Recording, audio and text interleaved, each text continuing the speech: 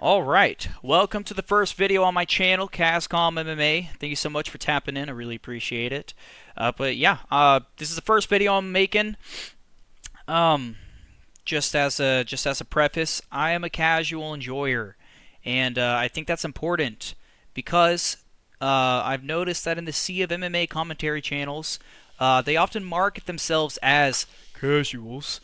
But they're not really true casuals, right? The average casual isn't going to know the name Peyton Talbot and what his record is and how great of a fight he had against these three no-names, right? So I think a lot of these channels, they kind of intrinsically betray the entire casual mindset by being so invested in a lot of unranked fighters and a lot of things that aren't really happening, and a lot of things that aren't really happening on the main stage that most casual watchers really don't know about. And I'm here to set that record straight, quite frankly. I am the true casual, and I'm going to show that to you guys on my channel, how casual I really am. So I'm just going to start here today talking about UFC 311, just kind of giving you guys my thoughts about the different fights on the main card. That's really all I'm going to be covering is main card. As of right now. In the future, if I tend to get into prelims and stuff like that, and early prelims, and a lot of the unranked fighters, I'll be covering that too. But as of right now, I'm going true casual, and I'm just covering the big names, the top 5 fights that most people are tapping into a UFC pay-per-view to watch. So we're starting off with Kevin Holland and Rainier de Ridder, if that's how you say his name. I've never really heard of this guy before. So I've watched a few Kevin Holland fights. I think he's an interesting fighter. He definitely makes a lot of mistakes. He's nothing crazy. He's not even in the rankings as far as I know. But he's still an entertaining guy to watch. And come on, he's like Superman in his pastime. He's out here saving civilians from shooters and saving people from car accidents and whatnot. But I'd be surprised if Mr. Ritter is doing any of that in his pastime. So that's extra brownie points already for Mr. Kevin Holland. But yeah, he had a pretty unfortunate fight against Roman. I think that was at 307. I don't exactly remember when he fought, but he had a pretty unfortunate fight because he got one of his ribs cracked in the first round, and then when they were in the corner, they called a corner stoppage, so he wasn't able to continue the fight. And we really didn't get to see him show his skill against a ranked guy like Roman. But I am excited to see him fight this guy Ritter. I was kind of reading into him a little bit, and I think this is his second fight in the UFC actually, so he's not super experienced in the UFC realm. But he does come from one championship, and in one championship, if I'm not mistaken, he was the title holder for the light heavyweight and for the middleweight division. So that's pretty interesting to see how a guy who was a two-division champ in a different fight promotion is gonna fare against basically an unranked guy in middleweight. But yeah, we all know that one championship and other fighting promotions aren't on the same caliber of fighters as the UFC, so it is going to be pretty interesting to see how these dudes kind of fight against one another. But honestly, I'm going for Kevin Holland, but considering the other guy's career and his record, I wouldn't be surprised if Holland just ends up being fodder for this guy. But we'll see how it goes. So the next fight we got coming up is we got Beneil Dariush versus Renato Moicano.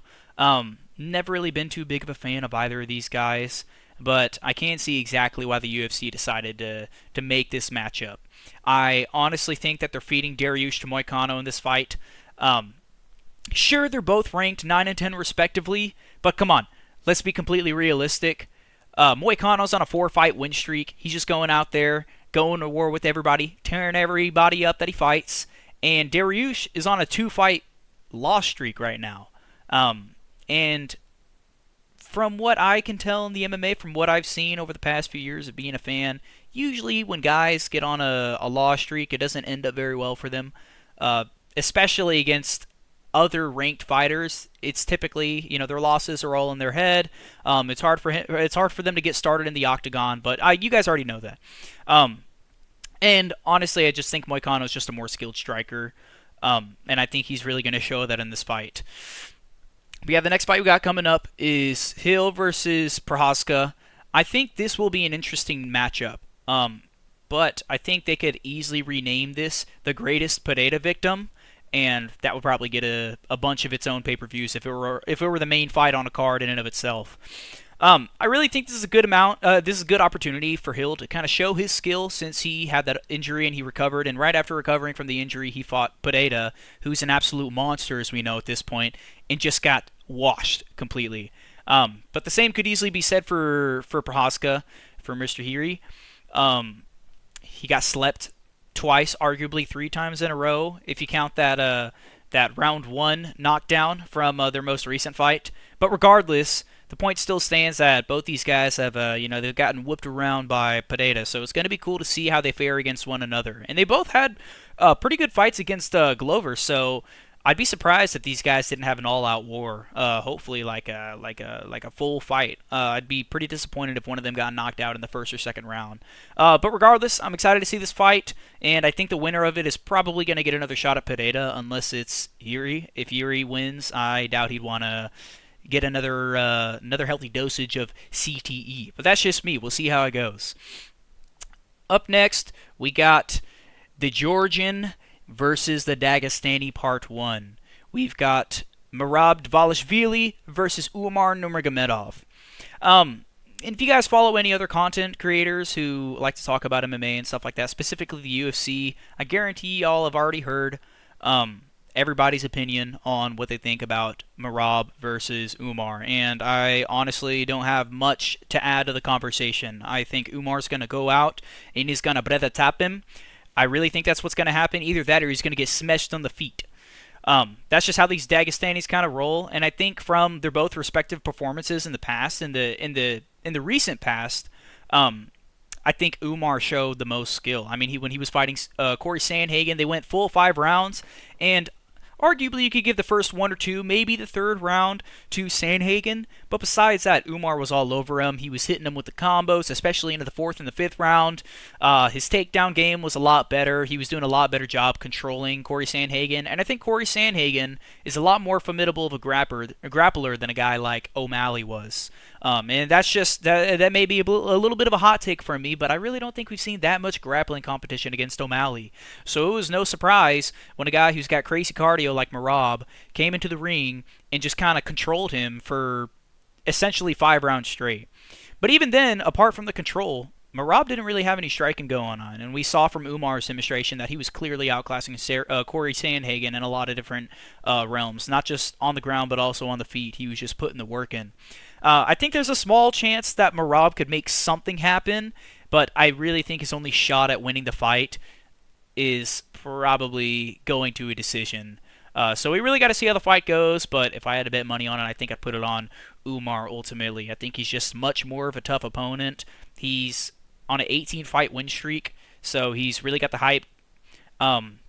Yes, Merab's the champion, but nobody really likes him that much, and he's really not that interesting of a fighter. He's good at controlling, but I don't think that's going to work on such a great grappler like Umar. But yeah. And lastly, for the Georgian versus the Dagestani Part 2. Yes, we got 2 of them on this main card. And they're both championship fights, which is pretty insane, actually. I don't think I've ever seen a card where there's been 2 championship fights on the same pay-per-view. So you're really getting your money's worth on UFC 311. But yeah, we got Islam Makhachev versus Arman Tsarukyan. Just butchered his name. But yeah, I think this is definitely the most contentious fight on the card. A lot of people think that this is going to be a lot closer than I'd predict it actually will be. I think a lot of people are kind of on the Arman hype just because he had a really good intro to the UFC against Islam. But that was years ago. I don't think that was very representative of their current skill and their current stature as fighters. I think it'd be a lot more accurate to kind of look at how they fared against a guy like Charles Oliveira. Incredibly dangerous on the feet, also dangerous when it comes to the ground game because he's got crazy submission. He's got the most finishes in the UFC history. There's not much more you could say about it. But if we compare the performances against him, Islam went out there, he dogged him out on the feet, no homo. He was really putting in the work, got a couple solid takedowns, and then he clipped him on the chin in the second round, I believe, and then just submitted him within 30 seconds of getting him on the ground. It was absolutely phenomenal considering how great of a jiu-jitsu practitioner that Charles Oliveira is. It was honestly surprising. The guy who submits everybody got submitted by Islam Makhachev. That's how good he is.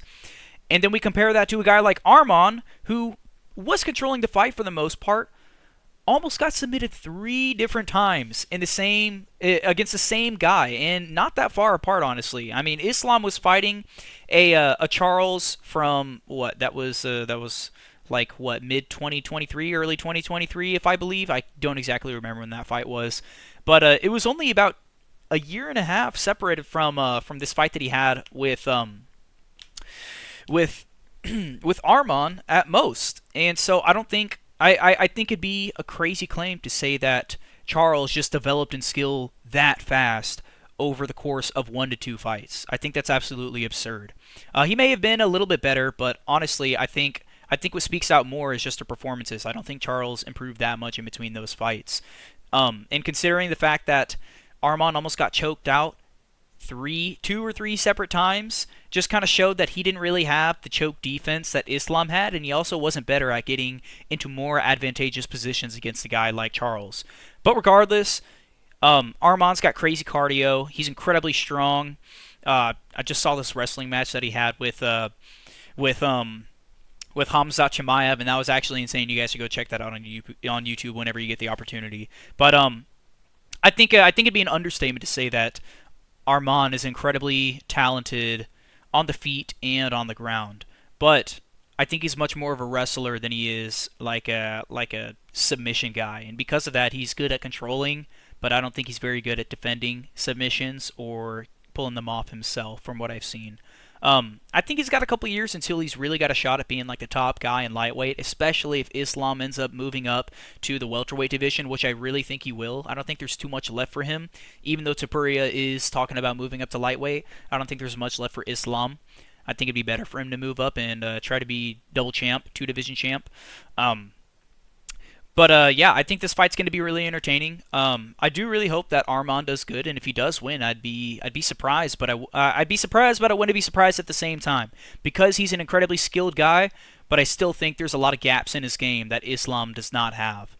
Um, Last point that I wanted to bring up is that a lot of people try to make this comparison between Arman and Islam and base it off of the fight that Islam had with Dustin Poirier. Because, oh, well, Islam should have been able to finish him in the first round, in the second round, third round, like Khabib did. And that's kind of the evidence that people use to say that Islam is not as good as people make him out to be. And I think that Islam is better than Khabib, actually. And part of the reason that I say that is a lot of people don't know this, and I don't blame them for it. But, I do a little bit of jiu-jitsu myself. Excuse me, I got tripped up right there. Anyways, what I was trying to say is the gym that I practice jiu-jitsu at is actually owned and managed by a guy who actually fought for AKA, the same gym that Islam, Khabib, and Daniel Cormier fight out of, AKA. And he was telling me, and I assume he has a lot of insider information, because not only did he fight for the same gym back in his day, but also he's just, he's still in contact with those guys. He literally owns an AKA branch in the city that I live in. But regardless, he had told me that Islam's camp, and specifically Islam, was battling a lot of staph. Leading up to the fight in Jersey, he developed it from one of the mats, and I don't think he was fighting sick, but naturally, if you're training with staph infection, it's going to significantly impact how good your conditioning is, how fast you are on the feet, how good your striking is, how quick you are with reactions, so on and so forth. You understand what I'm saying. So I don't think that was necessarily a fair way to gauge how well Islam would fare against a lot of other guys in lightweight, just because, and take it with a grain of salt, he was probably pretty sick leading up to the fight, and possibly even during the fight he may have still been feeling a lot of residual effects from the sickness and from the infection. But yeah, that's just about everything that I have to say about the fight. Obviously, I think Islam wins. But for this card as a whole, specifically the main card, it's just an absolutely stacked card.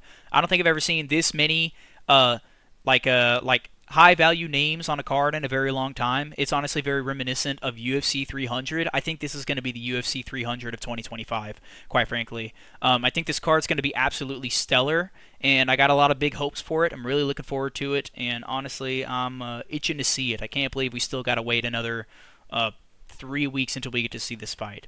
But yeah, that's just about everything for the video, guys. I really appreciate you guys tapping in and checking me out. Feel free to go ahead and leave a like on the video. Go ahead and subscribe if you like. Leave a comment. Interact. I want to know y'all's thoughts, what you think about the things that I'm saying. That's always very helpful. But yeah, I doubt I'm going to be able to upload every single day, but I'm going to do as much as I can to upload at least a couple times a week. But yeah, that's all I got for you guys today. Peace.